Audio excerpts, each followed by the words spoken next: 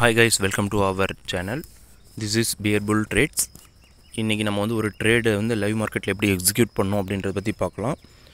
So இதில் பார்த்திங்க அப்படின்னா ஃபர்ஸ்ட் சப்போர்ட் அண்ட் ரெசிஸ்டன்ஸும் ட்ரெண்ட் லைன் இது ரெண்டுமே வந்து ட்ரா பண்ண ப்ராக்டிஸ் பண்ணுங்கள். வரக்கூடிய வீடியோவில் நான் மோஸ்ட் ஆஃப் இந்த ரெண்டு மட்டும் வந்து உங்களுக்கு நல்லா ட்ரைன் பண்ணி கொடுத்துட்றேன்.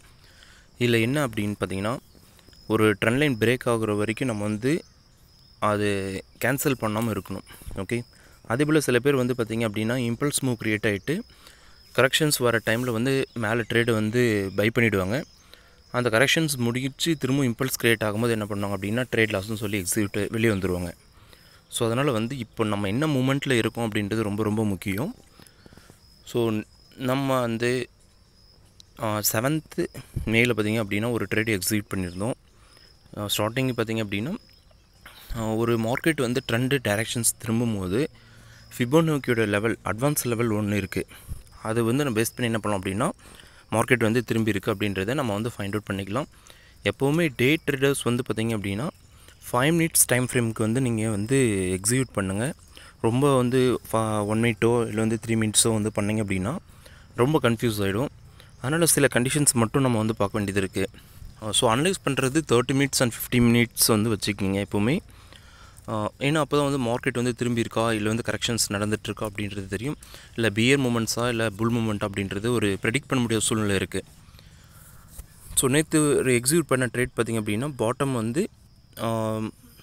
ஒரு லாங் கேண்டில்ஸ் வந்துச்சு. சடனாக பார்த்தீங்கன்னா மார்க்கெட் வந்து ட்ரெண்ட் ரிவர்சல் ஆரம்பிச்சு.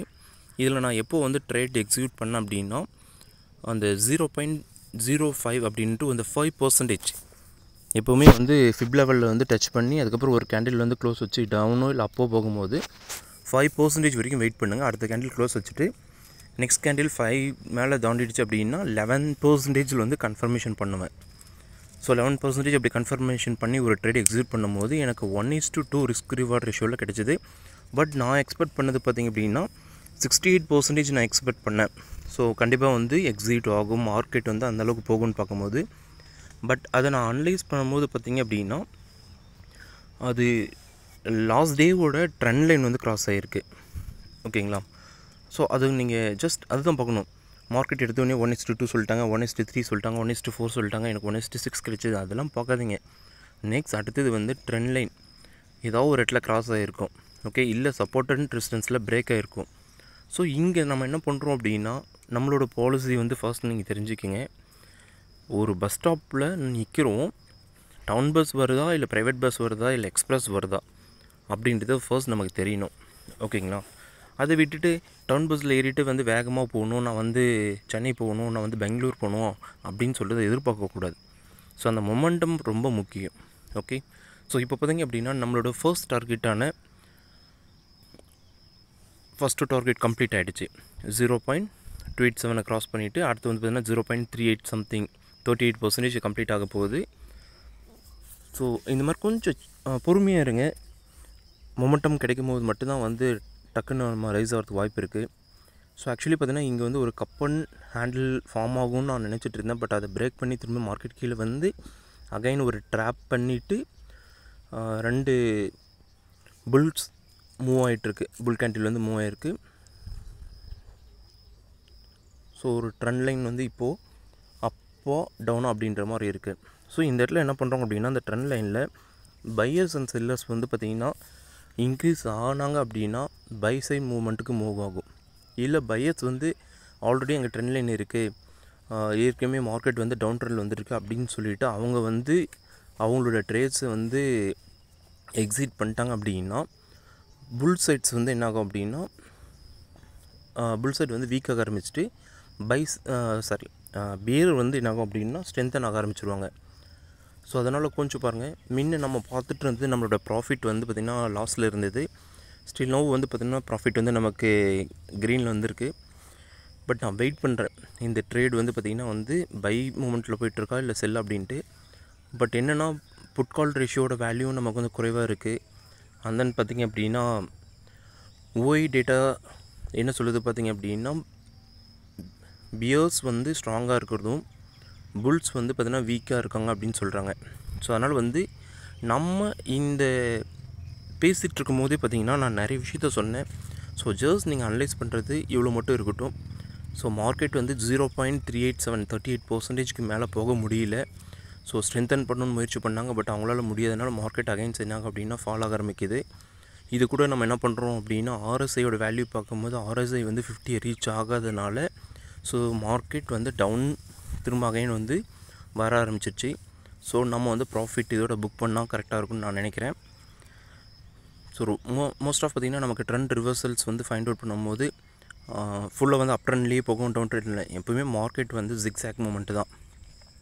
ஸோ ஃபர்ஸ்ட் ட்ரெண்ட் அனலைஸ் பண்ணுறீங்க, அப் ட்ரெண்டாக டவுன் ட்ரெண்டுன்ட்டு அது வந்து 50 மினிட்ஸில் 1 டேலேயே 1 ஹவர்ஸ்லேயே பார்த்துட்டு அதுக்கப்புறம் என்ன பண்ணுறோம் அப்படின்னா அந்த 5 மினிட்ஸில் வந்து அது கரெக்ஷன்ஸ் கண்டிப்பாக எடுக்கும்.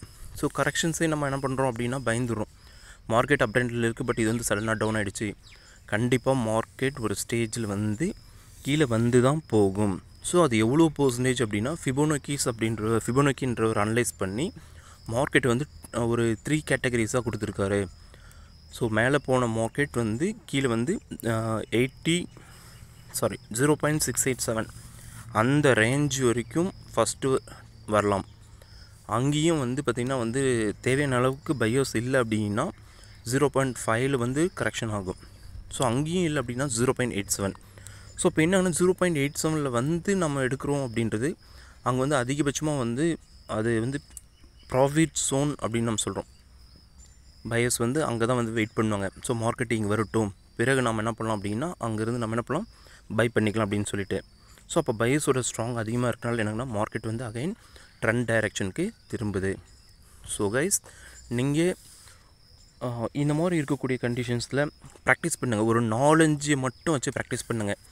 இப்போ நம்ம பார்த்துட்ருக்கிறதுல பார்த்திங்க அப்படின்னா நான் என்னென்ன பேசிகிட்ருக்கேன் அப்படின்னா first one support and resistance draw பண்ணுறதுக்கு ஃபிபோனக்கி பயன்படுத்தியிருக்கேன். நெக்ஸ்ட் வந்து அதில் மெயின் ரேஞ்சாக இருக்குது பார்த்திங்கன்னா இதெல்லாம் சப்போர்ட் ஆக்ட் ஆகும்னு சொல்லியிருக்கேன். ஃபிபோட லெவலில் 287 28%, 38%, 50% அண்ட் தென் 68.7% இது எல்லாமே பார்த்திங்கன்னா சப்போர்ட் ஆக்ட் ஆகும். இதெல்லாம் உடைக்கணும், ஓகேங்களா? அதேபோல் ஒன்ஸ் வந்து இதெல்லாம் உடைச்சி மேலே போயிருக்கு அப்படின்னா சடனாக மேலே ஏறிடாது, போயிட்டு திரும்ப ஒரு கரெக்ஷன் வரும். ஸோ அதனால் வந்து கரெக்ஷன்ஸ் வரைக்கும் நீங்கள் வெயிட் பண்ணுங்கள், ஓகே? செகண்டாக என்ன டூல் பயன்படுத்தியிருப்பேன் அப்படின்னு பார்த்தீங்கன்னா ட்ரெண்ட் டூல்ஸ் கிடையாது, சப்போர்ட் அண்ட் ரெசிஸ்டன்ஸ் ட்ராப் பண்ணி பிறகு அந்த வந்து ட்ரெண்ட் லைன் ட்ராப் பண்ணுவேன். எப்பயுமே ட்ரெண்ட் லைன் வந்து பார்த்தீங்கன்னா அப் சைடில் போய்ட்டு இருக்கும்போது அப் சைடில் வந்து இது ஏதாவது டிஸ்டர்ப் பண்ணுறதுக்கு வாய்ப்பு இருக்கான்னு சொல்லி பார்ப்பேன், ஓகேங்களா? அடிஷனல் கன்ஃபர்மேஷனுக்காக ஆர்எஸ்ஐ பயன்படுத்தினேன். ஸோ ஆர்எஸ்ஐ வந்து பார்த்திங்கன்னா உங்களுக்கு தெரியும் ரிலேட்டிவ் ஸ்ட்ரென்த் இண்டெக்ஸ். இதனோட வேல்யூ வந்து பிலோ 50ன்றதுனால நம்ம மார்க்கெட் வந்து அப்புக்கு வந்து பாசிபிலிட்டிஸ் குறைவாக இருக்குன்னு சொல்லி பார்த்துக்கலாம், ஓகே? ஸோ கைஸ் நீங்கள் செக் பண்ணுங்கள். கூட வந்து ஓஐ டேட்டா வந்து நீங்கள் டைம் பாருங்கள். ஏன்னா வந்து பைஸ் புட் காலர் அண்டு இவங்களாம் வந்து என்ன ஆகும் அப்படின்னா அந்த இடத்துல வந்து கிவ் அப் ஆகிறதுக்கு வாய்ப்பு இருக்குது, ஓகேங்களா? ஸோ அதனால் கைஸ் ஃபுல்லாக நீங்கள் அனலைஸ் பண்ணிவிட்டு மார்க்கெட் எக்ஸிக்யூட் பண்ணுங்கள். சடனாக உள்ளே வந்துட்டு திரும்ப வெளியே போகிறதோ இல்லை மார்க்கெட் வந்து கீழே வந்து எப்போனாலும் திரும்பும் அப்படின்னு சொல்லிட்டு நம்மளுடைய லாஸஸை பார்த்துட்ருக்கிறதோ இருக்கக்கூடாது கைஸ். நமக்குன்னு ஒரு டிசிப்ளின்ஸ் கண்டிப்பாக இருக்கணும். ஸோ அகைன் நெக்ஸ்ட் வீடியோஸில் உங்களுக்கு நான் என்ன பண்ணுறோம் அப்படின்னா ஷார்ட்டாக எந்த ஒரு இண்டிகேட்டர்ஸும் இல்லாமல் எப்படி ட்ரேட் எக்ஸிக்யூட் பண்ணுறதுன்னு சொல்கிறோம். Thank you guys. ஹாவ்